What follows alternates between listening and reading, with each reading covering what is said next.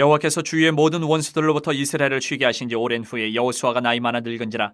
여호수아가 온 이스라엘 곧 그들의 장로들과 수령들과 재판장들과 관리들을 불러다가 그들에게 이르되 나는 나이가 많아 늙었도다. 너희의 하나님 여호와께서 너희를 위하여 이 모든 나라에 행하신 일을 너희가 다 보았거니와 너희의 하나님 여호와 그는 너희를 위하여 싸우신 이시니라.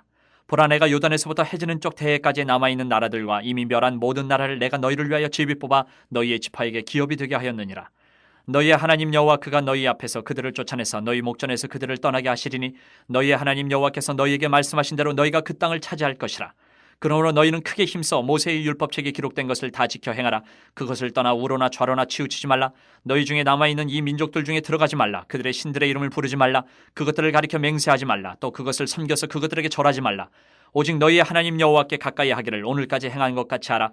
이는 여호와께서 강대한 나라들을 너희의 앞에서 쫓아내셨으므로 오늘까지 너희에게 맞선 자가 하나도 없었느니라. 너희 중 한 사람이 1000명을 쫓으리니 이는 너희의 하나님 여호와 그가 너희에게 말씀하신 것 같이 너희를 위하여 싸우심이라.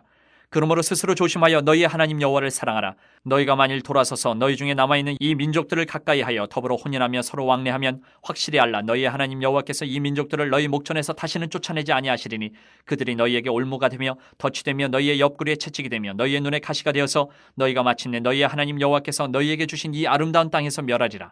보라, 나는 오늘 온 세상이 가는 길로 가려니와 너희의 하나님 여호와께서 너희에게 대하여 말씀하신 모든 선한 말씀이 하나도 틀리지 아니하고 다 너희에게 응하여 그 중에 하나도 어김이 없음을 너희 모든 사람은 마음과 뜻으로 아는 바라. 은혜로 산다는 것은 무엇인가? 여러분, 은혜로 사는 게 뭡니까? 우리 그런 말 너무너무 자주 사용하시잖아요. 그리스도에 내가 은혜로 산다는 거. 저는 또 입에 붙은 말이거든요. 은혜 아니면 한순간도 살 수가 없다. 은혜로 사는 게 뭘까요? 아직 다가오지 않은 미래를 염려하기도 하고 또 대비하기도 하면서 준비하면서 살아가는 존재는 인간밖에 없어요. 인간밖에 없어요. 동물들은 앞에 살아날 생들을 기억하거나 대비하거나 죽음을 예상하거나 이런 경우가 없어요. 그냥 본능으로 살아가요. 본능으로. 그런데 우리 인간은 자신이 살아온 과거의 시간들을 되돌아보면서 거기에서 얻은 교훈들과 경험들을 가지고 미래에 대입을 해서 미래를 대비하면서 준비하는 삶을 살아요. 그리스도인들은 지나온 삶 속에서 자신이 겪었던 고통이나 시련 가운데에서도 그 어려움 속에서도 불구하고 그것을 좌절하지 않고 이겨낼 수 있었던 것은 우리 그리스도인들은 뭐라고 말합니까? 하나님의 은혜야 라고 고백합니다. 또 평안한 시간을 보냈으면 그것도 또 하나님의 은혜야 이렇게 표현합니다. 과거를 돌아보고 그것을 가지고 미래를 준비하는 인간의 모습이에요. 여러분, 하나님께서는 어떤 순간에도 우리와 함께 하십니다. 오늘 우리가 여호수아서를 함께 본문으로 읽었습니다. 여호수아서를 보면 오늘 읽은 본문뿐만 아니라 여호수아 전체를 우리가 곰곰이 읽고 묵상을 해보면 우리 곁에 계시고 우리를 위해서 늘 대신해서 싸워주시는 하나님을 만나게 됩니다. 우리를 대신해서 싸워주시는 하나님을 만나게 됩니다. 악한 세상에서 정말 많은 죄악된 습성이나 유혹에 우리가 노출되고 그 가장 가운데 한복판에서 살아가는 우리들인데 그런 습성과 유혹에 넘어가지 않고 우리가 이렇게 삶을 지킬 수 있는 것은 하나님이 우리를 대신해서 싸워주셨기 때문입니다. 오늘 본문으로 들어가서 역사 이야기를, 성경 이야기를 하자면 모세의 뒤를 이어서 이스라엘 백성의 지도자로 이스라엘을 가나안 땅으로 들어가게 하고 정착하는데 이끈 지도자로 이 여호수아가 등장합니다. 그런데 이 여호수아가 오늘 본문의 시점에서는 이제 늙었어요. 나이가 들었습니다. 여호수아는 110세의 생애를 마감을 했는데 그 바로 직전에 마감하기 직전에 생을 마감하기 직전에 이스라엘 백성들을 향해서 남기고 싶은 이야기가 있었던 거예요. 그래서 불러드렸어요. 누구를 불러드렸느냐? 이스라엘 백성들의 대표들을 불러드렸어요. 각 지파의 장로들, 수령들, 재판장들, 관리들, 리더들을 다, 지도자들을 모아두었습니다. 이스라엘이 이끌어가는 지도층에 있는 사람들입니다. 여호수아는 모세의 자리를 이어받으면서 하나님으로부터 이런 말씀을 받았습니다. 여호수아 1장 17절에 보면 오직 강하고 담대하여 나의 종 모세가 내게 명령한 그 율법을 다 지켜 행하고 우로나 좌로나 치우치지 말라. 그리하면 어디로 가든지 형통하리니. 이 말씀을 받고 지도자 생활을 시작했습니다. 그리고 지금 와서 이제 그 모든 생을 마무리하고 사역을 마무리하면서 볼 때 여호수아는 이 받은 말씀에 정말 충실하면서 이스라엘 백성들을 다스리고 봉사하고 일생을 살아갔습니다. 그리고 나이가 든 지금 이 시점에 모든 사람들이 가는 그 길을 앞에 두고 언젠가는 다 죽어야 합니다. 그것을 자기가 앞에 두고 백성들에게 꼭 전하고 싶은 경험, 지혜를 이야기합니다. 이제 여호수아의 회고담을 우리가 한번 살펴볼 겁니다. 여호수아는 기력이 있는 동안에 수많은 전쟁터를 누비면서 전쟁을 치렀던 사람, 가나안 땅 정복의 최선두에 섰던 지도자입니다. 그리고 지금 수많은 그런 전쟁 가운데서 내가 지금까지 어떻게 살아나가는지, 그리고 어떻게 승리를 했는지를 회상을 합니다. 하나님의 개입이 없었다면 정말 형편없는 오합지졸 이스라엘 백성. 이스라엘 백성은 군대를 따로 양성한 적이 없어요. 군대를 훈련시킨 적이 없어요. 애국을 나오면서 그냥 웅웅 나왔어요. 하나님이 나가라 그러니까. 군대를 따로 뭐 훈련시키고 총칼을 만들고 창검을 이런 적이 없습니다. 그냥 그 백성들이 전쟁하고 싸우고 이랬던 거예요. 그런 오합지졸들이, 군대도 아닌 군대, 이상한 오합지졸들이 가나안의 그 엄청난 등치를 가진 그 전문적인 각 지파들의, 족속들의 군대들을 전쟁에서 승리하면서 정복을 했습니다. 하나님의 은혜 아니면 할 수가 있을 수가 없는 거예요. 전문적인 군대를 맞서 싸우면서 오합지졸 백성들이 무엇을 하겠어요? 그런데 전승을 했다. 노장 여호수아는 이 이야기를 하면서 그 지도자들에게 그때의 감격을 되새기면서 정말 생생하게 울컥하면서 증언을 합니다. 여러분, 그렇다면 이런 증언들을 우리가 오늘날 우리의 다음 세대들이 왜 다시 듣고 새기고 기억해야 하는가? 여호수아서 23장 1절에서 그 이유를 우리가 여호와께서 주위의 모든 원수들로부터 이스라엘을 쥐게 하신 지 오랜 후에, 원수들과의 전쟁이 이제 다 정복전쟁이 끝나고 평안이 찾아온 지 오래됐다. 정복의 과정이 거의 다 정리가 되고 땅을 거의 다 정복을 하고 이제 평안함을 누리고 있는 것입니다. 생애가 얼마 남지 않았다고 판단한 여호수아가 지금의 이스라엘 백성을 보니까 예전하고 다릅니다. 요즘 속된 말로 비실비실한, 나태해진 거예요. 긴장이 다 풀린 거예요. 긴장이 다 풀린 거예요. 그런 모습을 보면서 내가 이제 얼마 남지 않은 것 같아요. 그냥 놔두고 갈 수가 없는 거예요. 하나님이 주신 말씀입니다. 일적의 일을 서서히 잊어버리고 안일함에 빠져서 영적으로 무뎌져가는 그런 세대들을 보면서 걱정을 하면서 입을 그들의 지도자를 불러다 모아놓고 하나님의 은혜를 왜 기억해야 되는가, 이걸 얘기해요. 여러분, 평안할 때 우리들은요 자신이 변화되는 걸 싫어합니다. 지금 이대로가 좋아. 그냥 우리끼리 잘 먹고 잘 사는데 뭘 자꾸 더 하려고 해요. 평안하면 더 하기 싫은 거예요. 그냥 이대로가 좋은 거예요. 제 말이 틀린가요, 여러분? 그렇지 않으세요? 그리고 그 주어진 평안함이 어디서부터 온 건지 생각하려고 진짜 그냥 내가 잘해서 평안한 거야. 열심히 살다 보니까 평안한 거야. 스스로 그냥 만족하면서 변화를 싫어하고 그냥 이대로 살려고 해요. 그리고 어떤 성도들은요, 목사님 교회는 왜 자꾸 고난과 어려움 속에서 삶의 의미를 찾으라고 설교하세요. 그냥 평안한 게 좋잖아요.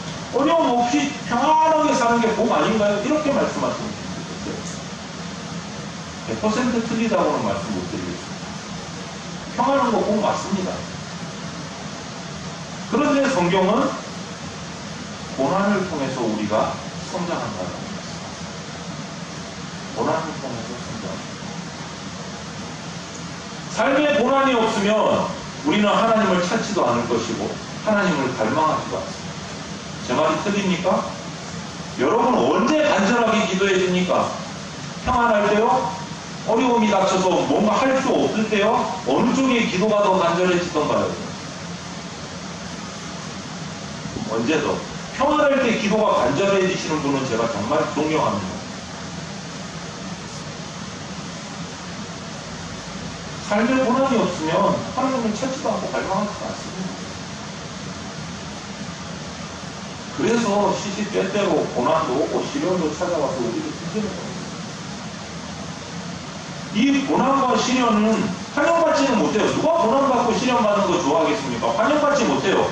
하지만 우리를 뒤흔들어서 깨우치게 하는 힘이 고난과 시련과 있습니다. 이것을 잘만 맞이하면 우리는 성장할 수 있어요. 우리는 성장할 수 있어요. 깨어있는 지도자 여호수아는 오늘 이 본문에서 백성들이 그렇게 나태해져 가는 모습을 보면서 이야기를 시작합니다. 뭐라고 얘기하느냐? 너희가 요단에서부터 해지는 대해까지, 즉 동과 서해에 이르는 치열한 전투에서 어떻게 살아남아서 지금 이 평안을 누리는지 제발 좀 기억해라. 이렇게.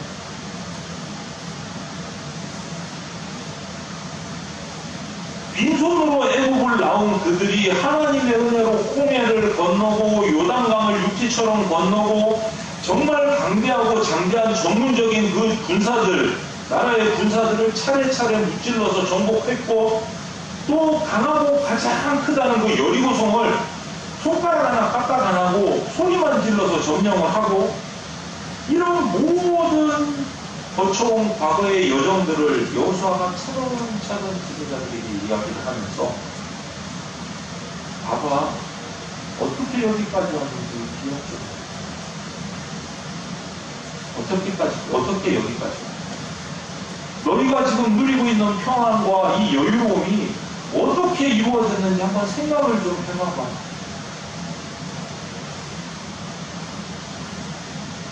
결론이 뭡니까, 여러분? 결론은 이거예요. 이 모든 것은 전적으로 여호와 하나님이 우리를 대신해서 싸워 주셨기 때문에 가능했다 라고 결정합니다. 우리가 싸운 것이 아니고 하나님 여호와께서 우리를 대신해서 앞장서서 다 싸워 주셨기 때문에 우리가 지금 이 평안 가운데 있는 거다. 이게 여호수아의 결론입니다. 그리고 여호수아가 이런 역사적인 사실을 백성의 지도자들에게 수상하게 들려주는 데는 그 하나님이 대신 싸우셨다는 그것 하나하고 또 다른 이유가 있습니다. 그게 뭐냐면 그들의 능력 때문에, 너희들의 능력 때문에 이스라엘이 잘나서 너희들이 편하게 거하는 것이 아니다라는 것을 깨우치기 위해서. 첫째, 하나님이 대신 싸워주셨고 너희들이 뭔가 해가지고 지금 이 평안을 누리는 게 아니다. 정신 차려라. 이 말은 여러분, 하나님의 말씀은요 살아있는 검 같아서 내 현실을 정확하게 직시하게 해주셔요. 여러분, 하나님의 말씀을 읽고 들으면서 위로받을 때도 있어요. 그럼 우리는 너무 행복해요. 복이 나에게 빌어질 때도 있어요. 말씀은. 그럼 너무 행복해요. 그런데 그것만 받을 수는 없어요. 하나님의 말씀은 나의 현실을 검과 같이 정확하게 보게 해주십니다. 뭐가 잘 됐는지, 무엇이 잘못됐는지, 무엇이 복인지, 무엇이 죄인지를 정확하게 보게 해주고요. 그런데 우리는 전신승리예요. 복만 봐요. 위로만 봐요. 좋은 것만 봐요. 나한테 죄되고, 내가 범죄되고, 내가 찔리고, 내가 아픈 거는 받든가 하고 지워요. 그러면 우리 신앙이 절름말이 건강한 신앙이 될 수 없는 거예요. 하나님의 말씀은 내 현실을 정확하게 찌릅니다. 그것을 다 인정하셔야 됩니다. 저요. 아프면 아픈 대로, 기쁨은 기쁜 대로, 슬픔은 슬픈 대로 다 받으셔야 돼요. 내가 골라서 받을 수가 없어요. 하나님의 말씀을 골라서 받습니까, 여러분? 내 취향에 맞는 대로? 그게 무슨 하나님의 말씀이에요? 그건 아니에요. 그런데 우리는 늘 무슨 가운데 살아가요? 여러분, 이 땅의 지도자들 보세요. 여전히 부정부패로 매스컴이 들썩들썩합니다. 이 나라를 바로 이끌어야 될 국회의원들이 다투기 바쁩니다. 그런데 그러면서도 우리나라에 들어온 여러 가지 크고 작은 위기들을 나름 이런 대로 안망하고 극복해 갑니다. 여러분, 그럼 이 모든 것이 국가의 지도자들이 나름 잘해서 그런 거예요? 아니면 우리 대한민국 국민들이 워낙 능력이 뛰어나가지고 성실해가지고 지도자들은 제대로 못하는데 국민들 스스로 잘 헤쳐나가는 겁니까? 그렇게 답할 수 있습니까, 여러분? 어느 쪽입니까? 아니면 하나 더 달아드릴게요. 3번 답. 그냥 운이 좋아서. 그런 거예요? 우리는 그리스도인이에요. 이 1번, 2번 중에 1, 2, 3번 중에 답이 있습니까? 우리의 답은 뭐가 돼야 됩니까? 지도자가 잘나서 1번. 우리 백성들이 똑똑해서 2번. 운이 좋아서 3번. 어느 쪽이 답입니까?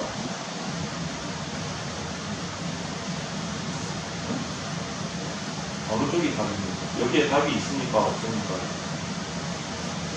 그리스도인이라면 이 세상을 창조하시고 다스리시고 섭리하시는 하나님께서 간섭하신 결과 하나님의 은혜로 우리가 살아남아 있다는 것을 알아야 돼요. 하나님의 은혜. 왜요? 우리 선조들의 순교의 핏값으로 우리가 사는 거예요. 우리 선배들의 순교의 핏값으로 대한민국을. 지구상에서 하나님 믿으면서 순교의 피를 많이 흘린 나라 중에 선두에 꼽히는 나라가 대한민국입니다. 하나님 말씀 붙들고 죽어간 피 흘린 순교자들이 가장 많은 나라 중에 한 나라가 우리나라예요. 그 피값으로 우리가 그 은혜로 사는 거예요.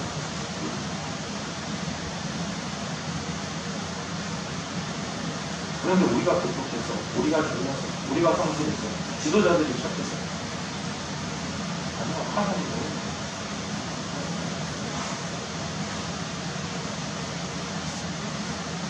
예를 들어볼까요? 에티오피아 내시를 통해서 하나님의 말씀, 복음을 받아들인 에티오피아라는 나라가 있었습니다. 그 나라가 지금 어떤 나라입니까? 에티오피아 그럼 뭐가 기억나세요? 지금 뭐가 떠오르세요? 6.25 전쟁 때 우리나라에 군사를 파견해서 우리를 도움을 줬던 나라이기도 합니다. 대단한 나라예요. 그런데 지금 그 나라가 어떤 나라 1순위에 꼽힙니까? 가난하고 못 먹고 못 사는 나라. 왜 그렇게 됐을까요? 지도자가 나빠서요? 백성이 게을러서요? 역사를 크게 보세요. 에티오피아 내신을 통해서 복음이 들어간 에티오피아는 왕성하기 시작했어요. 왕국으로 부흥했습니다. 다른 나라의 전쟁터에 군사를 보내서 구원하기까지 했던 나라예요. 그 도움을 받은 나라가 대한민국이에요. 그랬던 이티오피아가 지금 왜 그렇게 가난해졌습니까? 하나님을 내려놓았어요. 지금 에티오피아가 기독교 국가입니까? 아니요. 기독교를 철저하게 배척하고 순교자를 내는 이슬람이 되고 있어요. 그 이후로 나라는 망했어요. 역사를 살펴보세요. 말씀을 거부하고 하나님을 내어 쫓은 나라가 어떻게 되는지 살펴보세요. 역사 속에서 살펴보세요.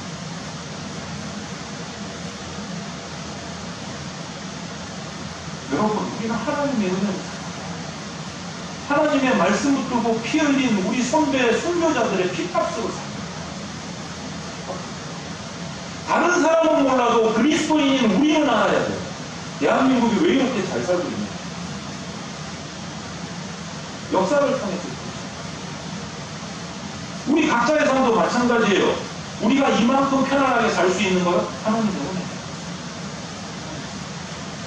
힘들고 고통스럽더라도 삶을 포기하지 않고 그 어려움 중에도 내가 감사할 수 있는 마음이 있는 거 하나님의 은혜.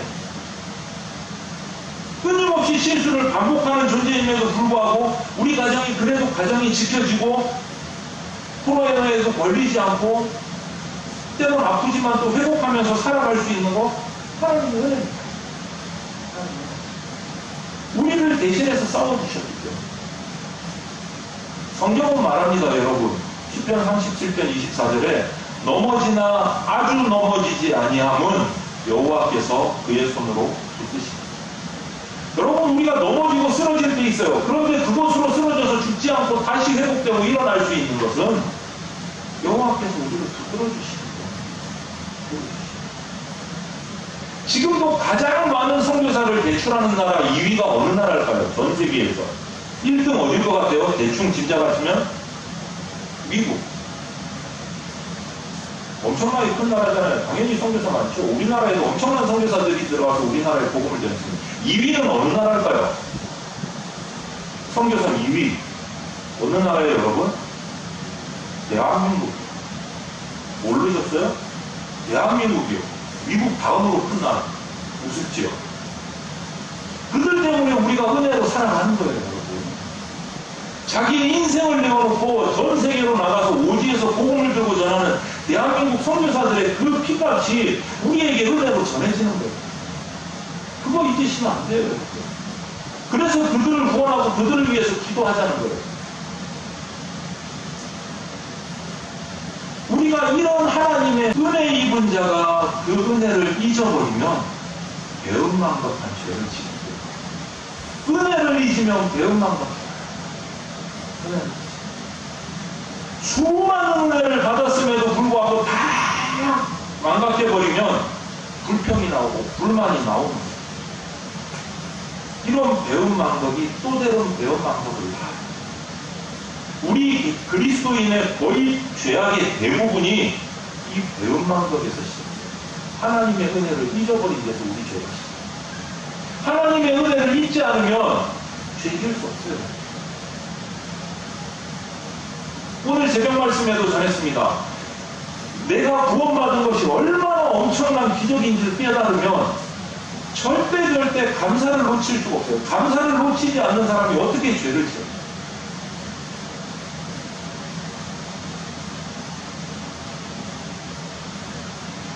여러분, 우리는요, 그리스도인들은 세상의 불신자들처럼 하나님을 대적해서 사람들에게 못된 짓 하는 경우는 그렇게 많지 않습니다. 단지 내가 받은 은혜를 잊어버리는 바람에 감사의 반응을 제때제때 못해서 불평이 나오고 죄를 짓게 됩니다. 우리 가운데 적지 않은 분들이, 많은 그리스도인들이 복을 받고 누리고 살면서도 그럼에도 불구하고 마치 아무 복도 받지 못한 것처럼 여기고 하나님에게 불평불만하다가 죄 짓는 성도들이 너무 많다. 그래서 오늘 우리는 여호수아의 이 말에 귀 기울여야 됩니다. 모든 짐을 여호와 하나님께서 짊어지시고 나를 위해서 대신 싸워 주셨기 때문에 지금 우리가 여기까지 이르게 됐다. 기억해요. 저는 여러분 한 분 한 분의 인생살이를 잘 모릅니다. 얼마나 고통스러운지, 얼마나 금수저로 살아왔는지, 흙수저로 살아왔는지 저는 전혀 몰라요. 그럼에도 불구하고 확실하게 말씀드릴 수 있는 것은 지금 이 자리에 여러분이 하나님 앞에 예배하고 있다는 것은 지금까지 하나님의 은혜로 인도해 주셨다는 것은 100%입니다. 100%. 그러면 오늘 제목처럼 마지막으로 여러분, 은혜로 산다는 것은 무엇입니까? 은혜를 잊지 않고 기억해야 되는 건 알겠는데 또 은혜로 산다는 겁니다. 평안한 가운데 거했던 이스라엘 백성들에게도 여전히 문제가 남아 있습니다. 하나님의 은혜로 그들 가운데 거하는 소수의 이방민족들을 전쟁을 통해서 다 몰아냈는데도 불구하고 아직도 소수의 이방민족들이 노예로 살아가고 있습니다. 아니 너희들 그냥 쫓아내지만 마, 목숨만 살려줘. 내가 너희들 노예로 살게 해서 남아있는 이방 민족들 소수가 이스라엘 백성들에게 섞여 있었어. 그런데 그 이방 민족들이 섬기는 우상을 이스라엘 백성들이 따라 섬기는 죄악이시. 참 신기하죠. 소수예요. 노예예요. 그러면 노예가 주인이 섬기는 신을 섬기는 게 당연한 흐름인 것 같은데 우리 인간의 악함이 그렇지 않아요. 참 이상하죠. 하나님을 멀리하는 쪽으로 따라가. 신기해요. 숫자가 많고 적음을 떠나서 하나님을 싫어하는 쪽으로 따라가요. 우리 속에 죄성이 있어요.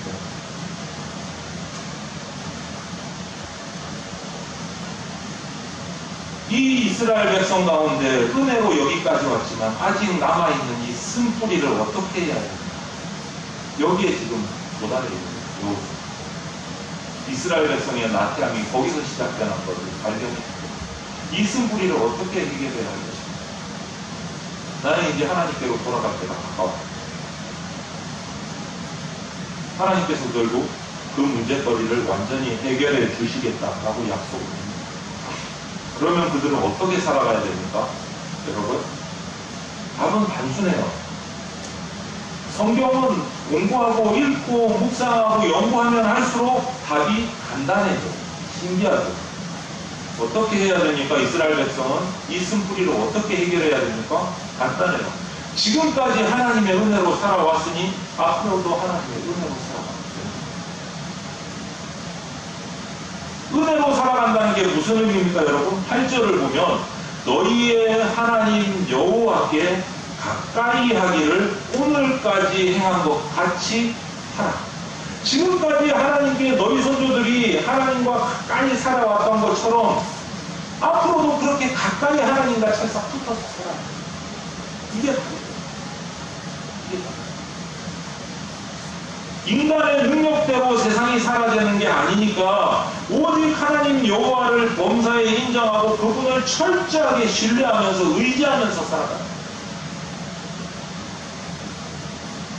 이스라엘 백성들 어느 정도 평안함을 누리고 이제 자신이 붙었어요. 다 전공 마치고 남은 민족들은 자기 노예로 부리고 사니까 이제 자기들이 밥인 줄 착각하고 있었어요.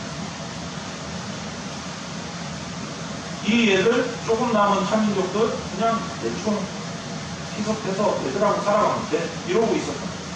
심지어는 그들의 문화 가지고 인정하고 같이 섞여서 결혼까지 하게 됐어요. 그런데 오늘 말씀에 그것이 그들에게 올무와 덫이 되고 옆구리에 채찍이 되고 눈에 가시가 됩니다. 여러분 작은 것 하나요? 우리는 죄성이 있기 때문에 그쪽으로 따라갔다고 하나님을 멀리하는 쪽으로 따라가. 그게 우리의 올무가 되고 나의 가시가 된다고. 나의 죄가 된다고. 오늘날 여전히 나에게 남아있는 그리스도인이 되고 하나님을 고백하고 구원받은 자녀가 됐음에도 불구하고 내 속에 남아있는 죄의 습성. 얼마 없어요. 조금 눈꽃만큼. 악한 환경 눈꽃만큼. 세상을 살아가면서 감당해야 될 약간의 유혹들, 약간의 욕심들, 게으른 습성들 남아있어요. 그게 우리의 쓴뿌리가 돼요. 쓴뿌리.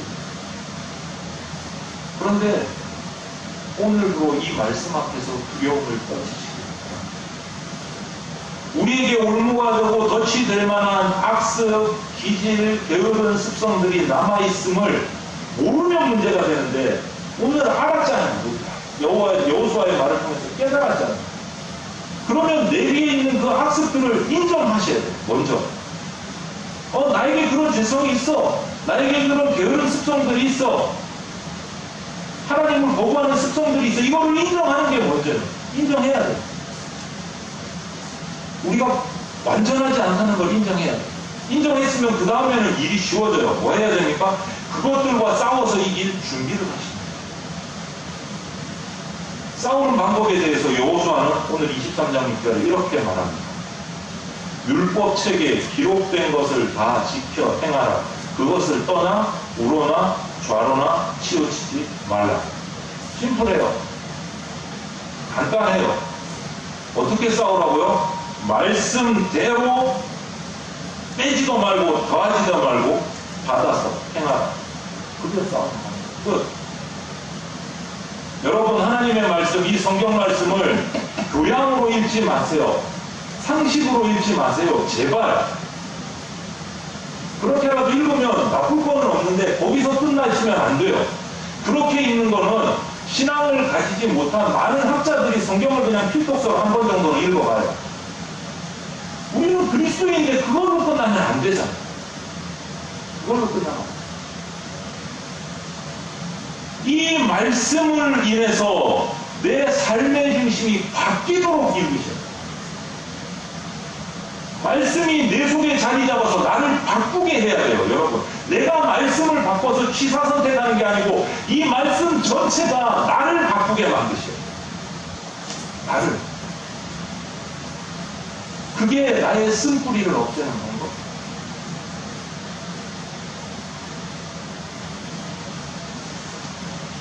그러는 동안 우리로 곤란에 빠뜨리고 고통스럽게 했던 옆구리의 채찍과 가시가 사라집니다.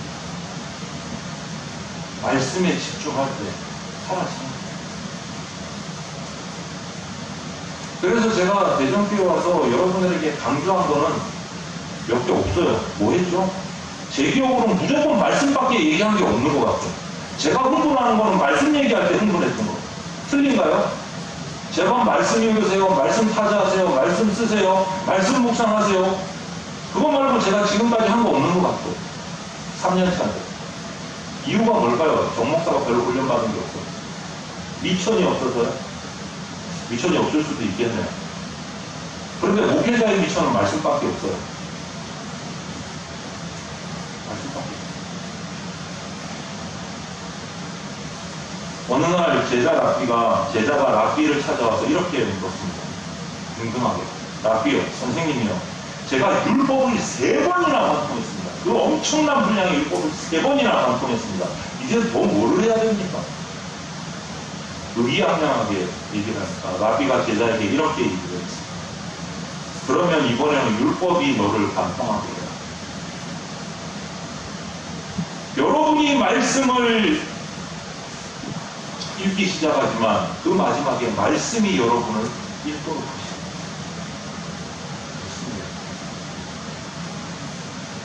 하나님이 우리를 대신해서 싸워주셨습니다. 많은 죄악과 시련, 고난 가운데 이만큼 승리하고 살 수 있는 것 하나님이 대신 싸워주신 건 내 때문입니다. 여호와 이래요. 하나님이 계시지 않았다면 우리는 더 깊은 수렁으로 빠져들고 빠져나오지 못했을 겁니다. 오늘 말씀에 묶여 살라는 이런 외치는 여호수아의 초청에 예스라고 응답하시기를 바랍니다. 아니, 말씀이 나를 통과할 수 있도록, 말씀이 나를 다스릴 수 있도록 나를 말씀 앞에 내어놓는 삶이 되시기를 바랍니다.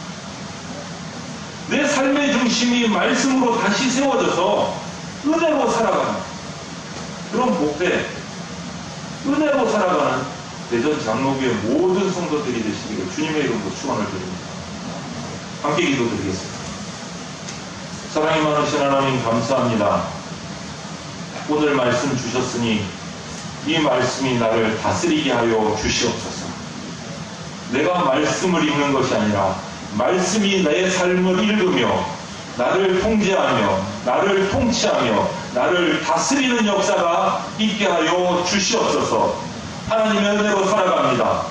그 은혜로 살아가는 의미를 바르게 깨달아서 말씀이 나를 다스리는 것이 은혜로 살아가는 것임을 깨닫게 하여 주시옵소서. 주님, 주의 백성들이 주의 말씀 앞에 엎드립니다. 말씀으로 우리를 다스려 주시옵소서. 어루만져 주시옵소서. 감사드리며 예수 그리스도의 이름으로 기도합니다. 아멘. 주 예수 그리스도의 피 묻은 십자가 은혜와 독생자를 보내주신 하나님 아버지의 크신 사랑과 지금 이 순간에도 역사하고 계시는 성령님의 보호 인도하심이 세상 가운데 흔들리는 나를 붙들어 주시고 대신 싸워주시는 하나님의 은혜를 잊지 않고 하나님의 말씀이 나를 통치하도록 말씀에 묶여 살 것을 이 시간 결단하는 대전장로교회 성도들과 모든 주의 백성들 머리 위에 영원토록 함께 있을지어다. 아멘.